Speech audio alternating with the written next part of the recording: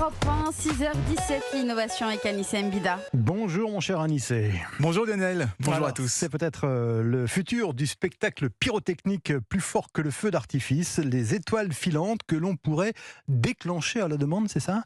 Et oui, on pourra passer C'est commande, j'en voudrais une dizaine dans les tons rouges, dans les tons bleus, et il me les faut à 23h15 précise, parce que c'est pour une demande en mariage.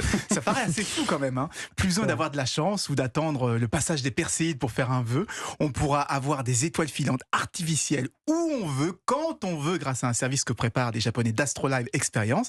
En plus, elles resteront visibles dans le ciel une bonne dizaine de secondes, hein, donc elles ne vont pas disparaître en un clin d'œil comme des étoiles filantes naturelles. Elles seront aussi plus brillantes, hein, on pourra choisir leur couleur.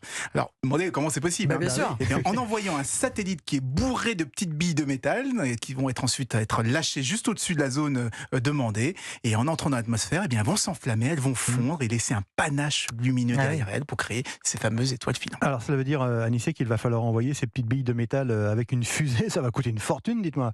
Oui, oh oui, plusieurs millions d'euros, la petite pluie d'étoiles filantes. Ouais. Donc ça ne sera pas à la portée de tout le monde, ça cible plutôt les parcs d'attractions, les gros événements comme la cérémonie d'ouverture des Jeux Olympiques. Mais la première démonstration, elle sera financée par la science, puisqu'elle servira à en savoir un petit peu plus sur la couche supérieure de l'atmosphère. C'est une zone qui est vraiment difficile à observer parce qu'elle est à la fois trop haute pour les ballons météo et puis trop basse pour les satellites. Mais en suivant la trajectoire et les variations de couleurs de ces fausses étoiles filantes, ça permettrait d'avoir des informations sur les vents, sur la composition de l'atmosphère, donc de mieux comprendre les changements climatiques. Mais alors quand cette démonstration aura-t-elle lieu, Anissé ? Eh bien, en principe, à la fin de l'année, ils vont faire une sorte d'autostop sur une fusée d'une autre mission pour ajouter leurs billes au chargement.